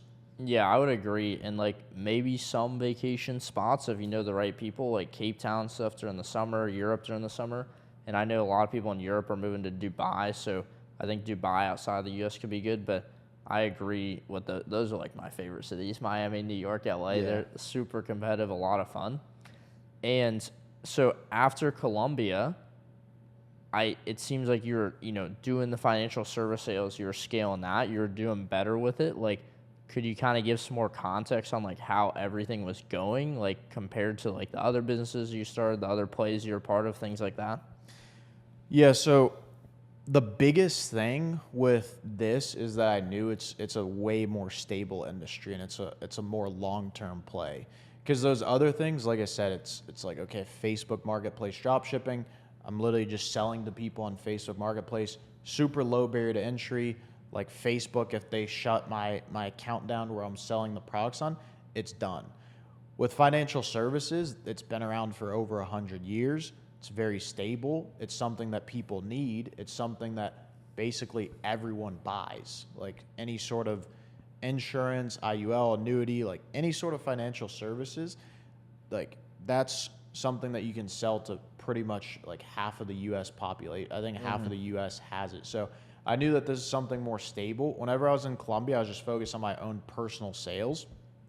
And to be honest, this is another reason why I don't recommend Colombia, is just because whenever you're out there, it's just like I wasn't in the action, so I really wasn't building. I was kind of maintaining over there, like making good money. We're living in a penthouse, and it doesn't require much to be like at the top of that city. And I think that's pretty much the goal of any entrepreneur, is to like be at the very top, especially anyone who has a mindset like us where you're always trying to be the best. If you go to somewhere like LA, the top is very, very high. Like you're a small fish, but bro, in Colombia, it's like we're living in the nicest penthouse. We're the youngest. We're going to the nicest restaurants. Like we're doing everything at the highest level. You can't really have much better of an experience of Colombia than the one that we had. So it's like, okay, you got to be making 20, 25K a month to be able to be at the top of Colombia, like young in a penthouse, living it up. So there really wasn't much for me to progress towards whenever I was out there. So I was just selling on my own. But whenever I got back to the US, it's like, okay, now there's much more to work towards, like getting into a supercar, being able to do everything that I want, be at like the top of any city. I need to make a lot of cash. So that's whenever I decided to actually focus on the business building side of what I'm in, financial service sales, actually building a team and growing it long term. So yeah, that's pretty much where I'm at right now. That's good. And could you give everyone a little bit more context? I know you keep saying financial service sales. You kind of mentioned insurance a little bit. Like, what exactly you do right now, like what that entails, kind of some more details on that? Yeah, so basically it's just like running your own business inside of sales. So financial services is any sort of financial service. So final expense life insurance, term life insurance, IULs, annuities. I know that's probably a lot of terms that people might not be familiar with, but it's basically just a fancy way of saying like anything that sets someone up financially for the future is what I sell. So we work with leads. Anyone who's actually hot and interested in the product are people that I talk to on the phone. Anytime I close them, I make a commission. Average commission is about $1,000 per sale. And once you get really good in this industry, you can make 2, 3, 4 sales a day, which is pretty much what I'm averaging. Also, you can build a team. So what that looks like is that you hire people to sell within your agency and you just make overrides off of them. So right now I have an office in Houston. I have guys that come in, they're selling, they're making great money. And I just taught them everything that I've learned about the business so that they can make good money. In return, I'm actually building my business and I'm also making money from them when they're making money. Yeah, that sounds good. And what can someone expect to make coming into this, you would say, like on average for most people? On average, if you're actually about it and actually work, because that's one thing that we always talk about is like, no matter what, most people just don't work. Most people are lazy. But if you're actually about it and work and treat it like a full-time job, it's very, very simple to make 15, 20K a month from your personal sales, which is what I was doing in Colombia while pretty much like having my life set up more towards like having freedom, only working some of the day and then going out, stuff like that. Who shouldn't get into something like that or like sales in general, things like that? I always tell people if you're the type of person that's lazy, get a 9-to-5 job. And that goes for anything, not even sales. It's like if you're going to try and start a business and you're going to half-ass it and be lazy, just go work a job because you're going to get paid hourly anyway. So it's like whether you're the laziest guy at your job or you're the hardest working, you're getting paid the exact same amount. So if you're going to be on the lazy end of things, you might as well just work a 9-to-5 job and get paid hourly. Why do you feel like some people are lazy and some people want to, make more out of their life and like work more and stuff like that? People just get comfortable and complacent and they're just in not enough pain. Like people will literally sit in their own like basically shit of a life because it's comfortable enough, and they'll try and numb it with whatever, like scrolling reels all day, smoking weed, and they're basically like drug addicts just looking for their next hit, satisfied with like the most bare minimum experience of life. And I think that just comes from one, people having no sort of desire for anything greater than them. And yeah, they basically just get caught in that wheel of like being comfortable where they're at, being semi-ambitious, saying that they want to make all this money, but they actually don't want to bad enough to go and take action on it. Well, yeah, I mean, you yourself, like you said it at the beginning of this conversation, at 16 years old, like I think you were one to kill yourself pretty bad. Like you're probably in a pretty bad spot. And so do you feel like anyone can kind of work towards like making more out of their life and like, I guess having that more fulfillment and success and whatever that means to, do you feel like anyone can make something of their life or only certain people can do that? I think everyone can, but a very small percentage will. And there's a lot of factors that play into this, but the thing is, there's a huge difference between knowing the path and walking the path. I think pretty much everyone knows what they need to do to fix their lives, but most people don't care enough to fix their life. So I think that plays a huge factor as well. And even some of the people that say that they do care, they don't care badly enough. So most people are going to stay where they're at just because they don't actually care enough about their situation or fixing it or actually getting the desired outcome. But I don't think there's like some magic formula to getting what you want. I think it comes down to a simple decision. And it's the same thing we talked about earlier. There's a specific time in my life that I made a decision to change my life, and that's exactly what I did because it was a conscious decision that I actually cared about. Like, you can literally change your life at any moment that you want. Like, if there's someone watching right now, they can decide that at this moment, they're going to commit to making some sort of change in their life, and they're going to go out there and make it happen no matter what they need to do. Even if they don't know what to do, they're going to figure it out. You could literally be in the middle of taking a shower when you decide to make that decision. It could be after a girl breaks up with you. I think sometimes you need circumstance in your life that trigger that, but most people just don't care enough to actually make that decision and stick with it. Mm-hmm.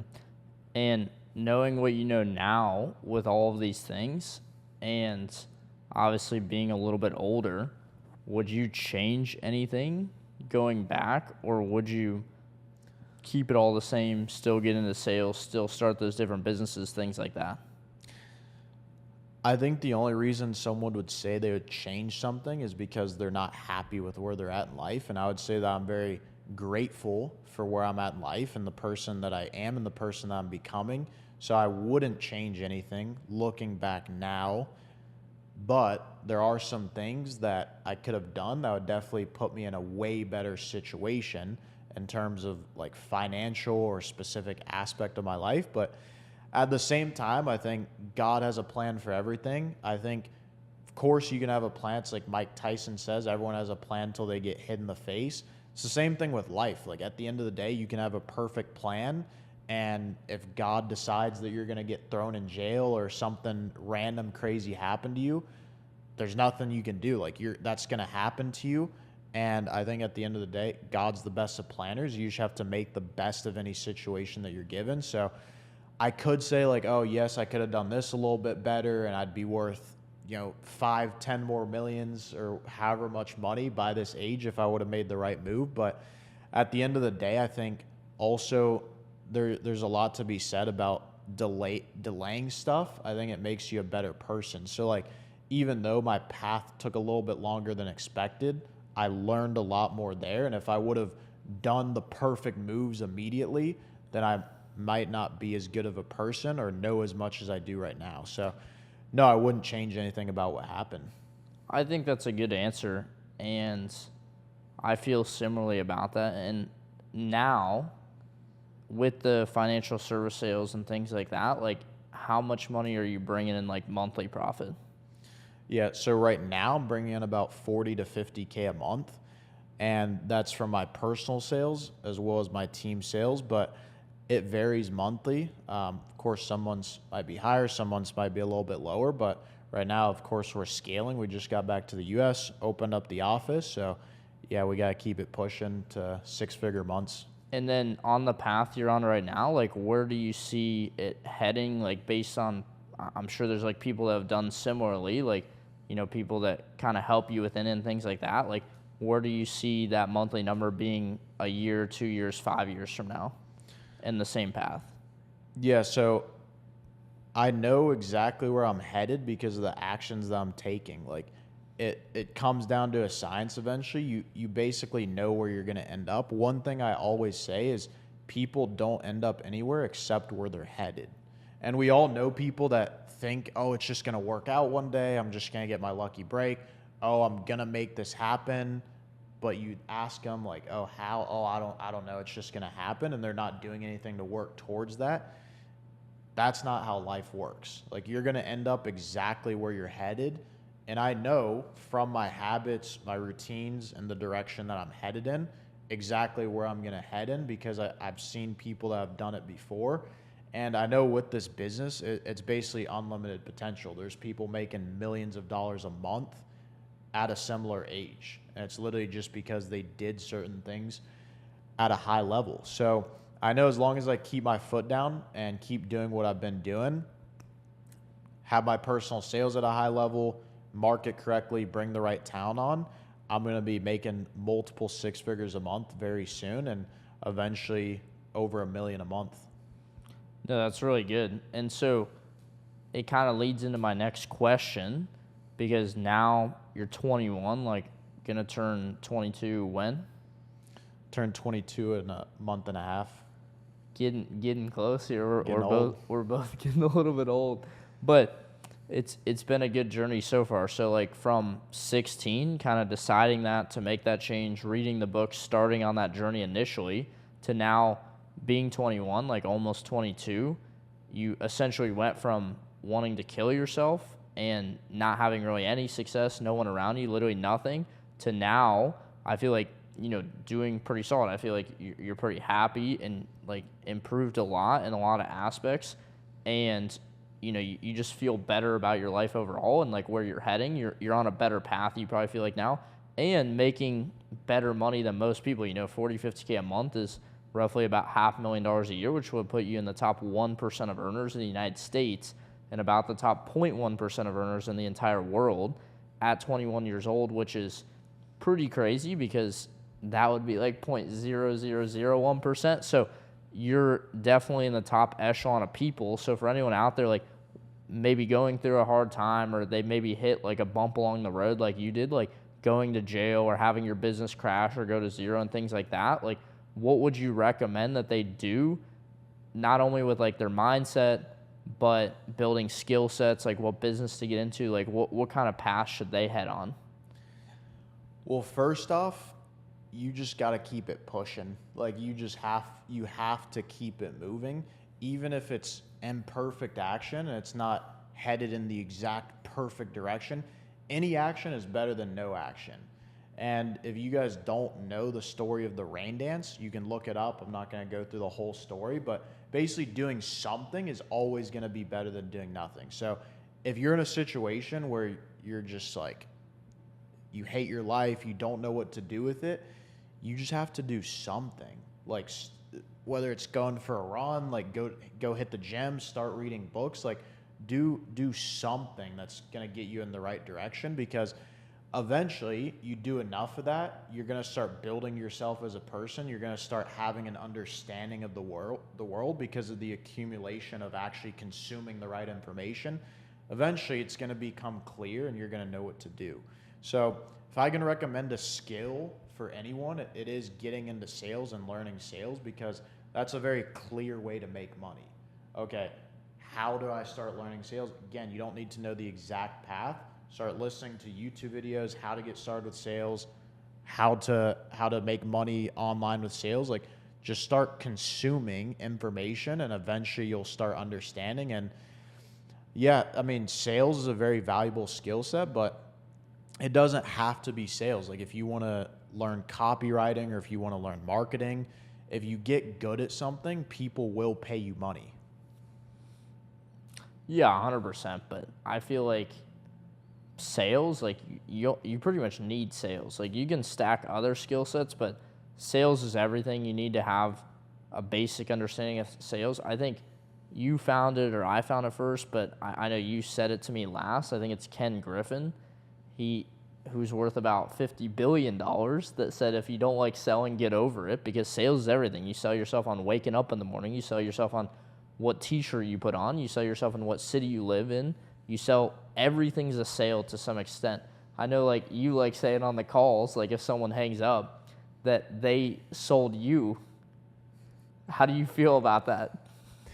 Yeah, so one thing I always tell my guys is if you take a sales call, no matter what the outcome is, there's always a sale that's made. Either the person gets sold and you sell them, or they sell you on their bullshit reason as to why they're not getting it. And I understand there's some situations where someone might not need it, but we work with leads. So these are people that know that they need it in some sort of way or are interested in it. So anything else besides getting a sale is just bullshit.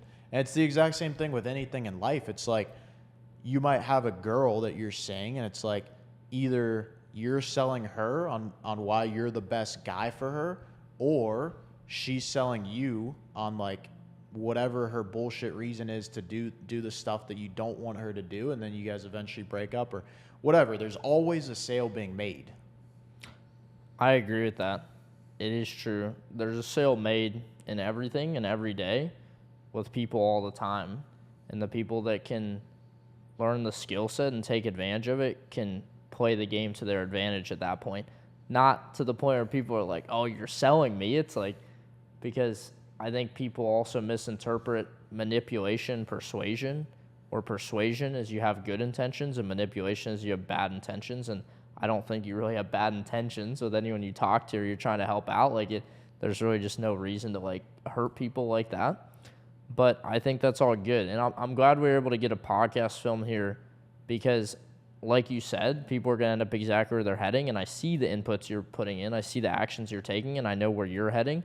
And so I'm glad we're able to document this before you go on this next run, because if it's anything like the first run, that it's going to be crazy. Like, I think a lot of people are going to, find out about you and, like, want to learn more about how you did it, your mindset, like, get that help that they need, because I think the world is, like we talked about, like, the world's becoming a larger gap. The people that are winning bigger than ever. The people that are losing bigger than ever.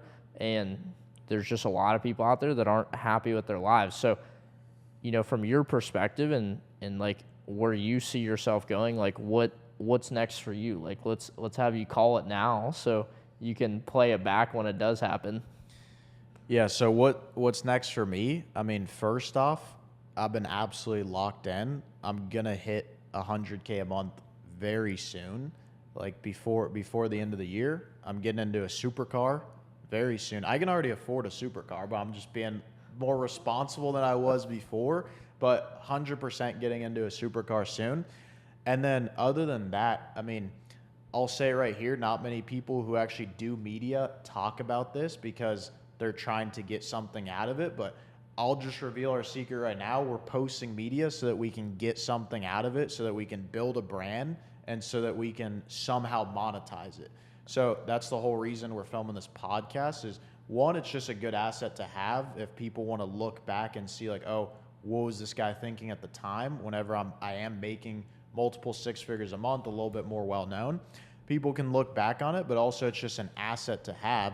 So yeah, that's my main thing right now is just locking in on the financial services business, hiring the right talent, gonna hit 100K a month soon, buy a supercar soon.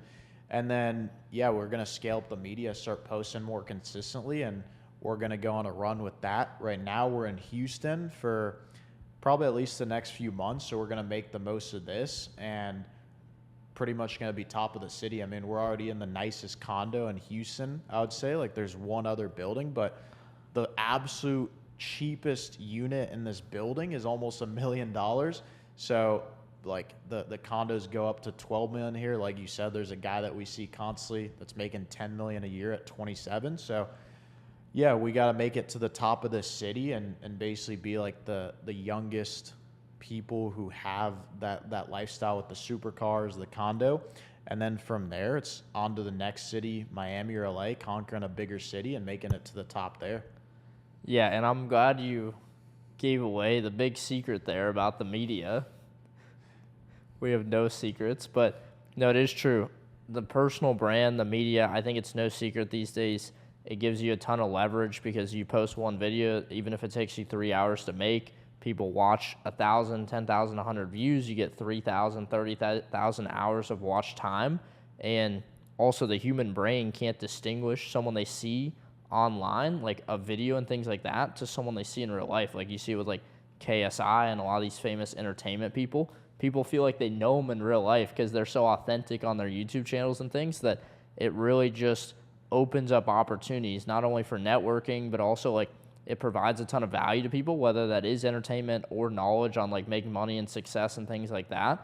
But you get paid in proportion of the value you provide to the marketplace. So obviously it sounds like you're trying to provide a lot of value to people. Like, of course, like eventually you want a better life through it, but you're trying to provide a lot of value to other people and you just take a small piece of that and then everyone kind of wins. Is that right?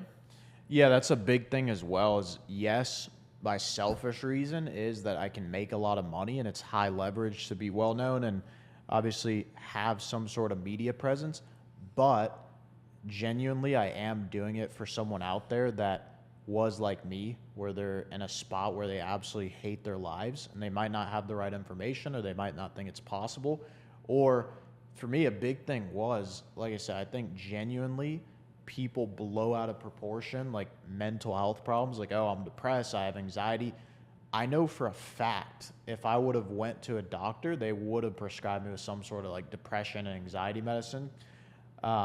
But that just wasn't, I just didn't like my life and I needed to change it. So there's going to be people out there that I'm going to influence that are like me whenever they're younger so that they can actually be on a good life path. Because like I said, it was an accumulation of things. Like Think and Grow Rich was huge, but also that YouTube video that I saw, that guy who was like 21, 22, made $1 million and talked about his path, that also made me go and read books. And it made me realize, like, oh, shoot, if this guy's mentor told him to go read books and he made $1 million, let me go read books.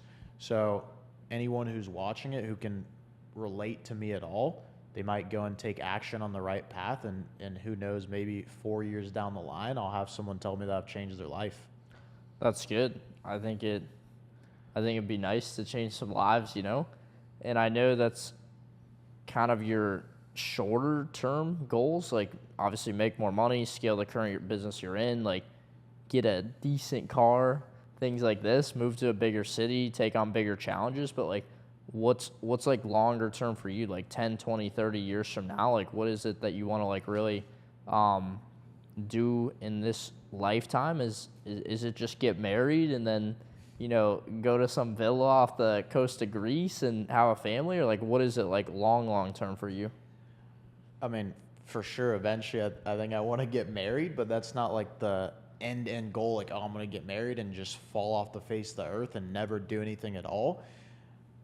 I think I'm in the game for the long run. Like, I just have that sort of personality where it's like, I don't think I'll ever retire. Like, I just like the idea of getting to as high of a level as possible, treating life like a video game. And I think just life is about making the most of it. So I'm going to make as much money as possible and get to the highest level with that, take care of my family. And whenever I meet my wife, whether that's next week or whether that's in 5 years from now, I think building a good life with someone. And yeah, I want to have children eventually so that I can teach them life and teach them the right way. I think that's a huge project as well. But yeah, I just want to experience the best of what life has to offer and make as much of a positive impact as possible. And I know it sounds super cliche, but genuinely, I think there's so much bad out in the world that I got to do my job to offset it as much as possible. That's what I always tell people whenever they ask me how many kids I want to have. It's like as many as possible, because there's people out there that are reproducing that shouldn't be reproducing. So I gotta do my part to have some kids and make sure that I'm putting some good civilians out in the world. But other than that, I mean, just have like my family taken care of, having the people that I love taken care of, and just having the highest quality of life. Well, what does that mean for you specifically? I'd like to get like a better understanding so people can also better understand, because I think people's why is so important, and you know your why for the long term. Like making money's cool and having a better life's cool and things like that, but it's like, what does that mean to you? What does that mean to make the most out of your life and to make good into the world? Making the most out of my life is just like having the biggest impact I can on the people around me. I think that comes from showing up as the best possible person. Like if I'm able to be the type of guy that my mom looks at and she's like genuinely proud and like just in awe, like I can't believe this is my son, like he's done all this stuff, like he's retired me, like if I can say that like my mom is genuinely impressed, which I think she is, of course she's gonna say that, but like she's fully taken care of. That's a huge part of it. But also it's like just experiencing life. I think everyone wants to, but I think I want it more than most people to like be able to have the freedom of taking a private jet with my family somewhere, like going spending a week on a yacht with my family and having a couple houses. I think that's what the end goal looks like, and just curating basically the best possible reality that you can have. But most importantly is having that impact on people, like people that are in a situation where they feel like there's no hope, they feel like their life can't get any better, and they're just at the lowest of low, and letting them know that like there is a journey and path that they can take to actually live a fulfilled life. What's your plan with that? Is it just like post some more videos, or you gonna start a charity or something, or what's your plan to help those people? Yeah, exactly. Post some more videos, and I try and do what I can to help people out that are less fortunate. Like if I see anyone that's like working hard, like I try and help them out in any way I can, whether it's giving them advice or whether that's like if someone is like really struggling, like tipping them better if they work somewhere, but just genuinely trying to have a positive impact on people's lives. I think that's good. I know you mention God a lot of times. Do you keep God number one? Is that a big part of your life, or not really? Yeah, for sure. I mean, that's everything. Like God is the most important thing. Like that's what determines it all. And I think, of course, it's important to live as good of a life as possible while we're on earth, and I think that's what God wants. But also, I'm just the most fulfilled whenever I feel like I'm doing right by God, and I think that's what I was put on earth for, is having a positive impact on the people around me. Like one thing my mom always told me is that the reason she named me Jonathan is because it means God's gift. So if I can be a gift to the people around me, help my family, I think I'm serving my purpose. That's good. Well, I think that's about everything. We'll have to see the run you go on, and people will have to keep up with you at the YouTube videos and things like that. Where can people find you at? You can find me on YouTube, Jonathan Carlos, and Instagram, Jonathan Carlos. The O in Carlos is a 0. Those are my socials. That's good. Well, I appreciate you coming on and giving some wisdom to everyone, kind of telling everyone a little bit about your story, and hopefully you help some people along the way. Yes, sir. Sounds good.